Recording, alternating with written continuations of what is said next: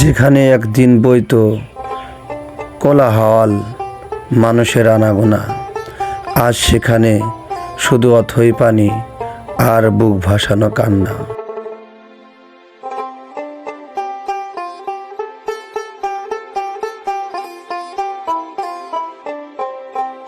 পদ্মা, মেঘনা, যমুনা নিয়ে গঠিত হইল আমাদের এই সোনার বাংলাদেশ।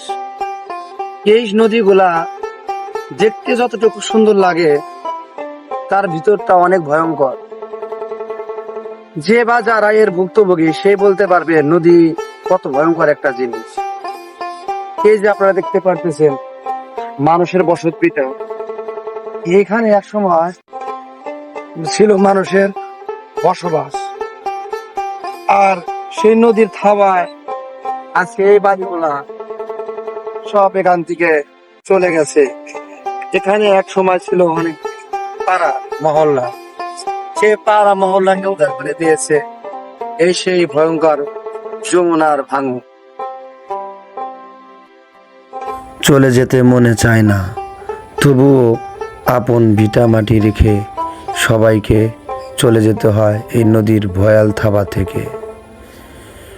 কত মানুষের সাথে বন্ধুত্ব ছিল, সবাই আজ যে যার মতো নিজ ভিটা থেকে চলে গেছে তাদের আপন ঠিকানায়। শুধু রয়ে গেছে বুক ভাসানো আর্তনাদ আর নিষ্ঠুর মায়াজাল।